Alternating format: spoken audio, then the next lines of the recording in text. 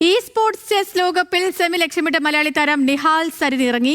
ഇതിഹാസ താരം മാഗ്നസ് കാൾസനാണ് ക്വാർട്ടറിൽ. എതിരാളി അജിത് ബാബുവാണ് വിവരങ്ങളുമായി ചേർന്നത്. അജിത്ത്, മാഗ്നസ് കാൾസൺ നമുക്കറിയാവുന്ന പോലെ ലോക ചെസ്സിൽ ഏറ്റവും കൂടുതൽ ആരാധകരുള്ള ഒന്നാം നമ്പർ താരമാണ്.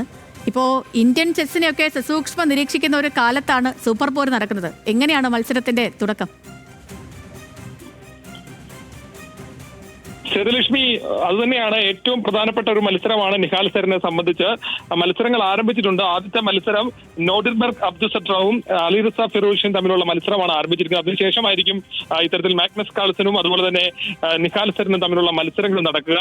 ലിവോൺ അരോണിയനും ഹിക്കാരോ നാക്കമുറയും തമ്മിലുള്ള മത്സരവും ഇന്ന് നടക്കുന്നുണ്ട്. അതോടൊപ്പം തന്നെ ഇന്ത്യൻ താരമായ അർജുൻ ഇറുഗേസിയും ഇഎം നെപ്പോയും തമ്മിലുള്ള മത്സരവും നടക്കുന്നുണ്ട്. ഇത് ഏറ്റവും പ്രധാനപ്പെട്ടത് ഇന്ന് ലോകം ആകെ ശ്രദ്ധിക്കുന്നത് മാഗ്നസ് കാൾസനും ഇതുപോലെ തന്നെ നിഹാൽ സരിനും തമ്മിലുള്ള മത്സരമാണ്. അതിൽ ഏറ്റവും പ്രധാനപ്പെട്ട കാര്യം, എല്ലാ ഫോർമാറ്റിലും ഒന്നാം നമ്പർ താരമാണ് മാഗ്നസ് കാൾസൺ. ആ കാര്യത്തിൽ സംശയമില്ല. ലോകത്താകെ ആരാധകരുള്ള ചെസ്സിലെ തന്നെ ഏറ്റവും പ്രതിഭാശാലിയായിട്ടുള്ള പ്ലെയറിൽ ഒരാളാണ് മാഗ്നസ് കാൾസൺ. ഒരുപക്ഷെ മിഖായിൽ താലിനോടോ അതേപോലെ തന്നെ ഗാരിസ് കാസ്പറോയോടോ അതേപോലെ തന്നെ ഒക്കെ ചേർത്ത് വെച്ച് വായിക്കുന്ന പേരാണ് മാഗ്നസ് കാൾസന്റെ. പക്ഷേ ഈ പ്രത്യേക ഫോർമാറ്റിൽ 10 മിനിറ്റ് സമയമാണ് ഉള്ളത്.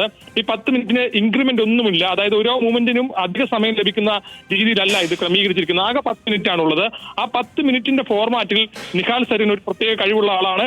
സ്പീഡ് ചെസ്സിലാണ് നിഹാൽ സരിൻ എല്ലാ കാലത്തും ശ്രദ്ധ കേന്ദ്രീകരിക്കുന്നത്. അതുകൊണ്ട് തന്നെയാണ് സ്പീഡ് ചെസ്സിന്റെ രാജാവ് എന്ന് നിഹാൽ സരിനെ വിളിക്കുന്നത്. ആ ഫോർമാറ്റിലാണ് വളരെ ഇന്നലെ ലോവർ ബ്രാക്കറ്റിൽ 2 കളിയും 2 പേരെയും, അത് പ്രത്യേകിച്ച് അനീഷ് ഗിരിയെയും MVLനെയും തോൽപ്പിച്ചാണ് അദ്ദേഹം ക്വാർട്ടർ ഫൈനലിലേക്ക് എത്തുന്നത്. ആ വിശ്വാസമാണ്, ആത്മവിശ്വാസമാണ് നിഹാൽ സരിനെ സംബന്ധിച്ചുള്ളത്.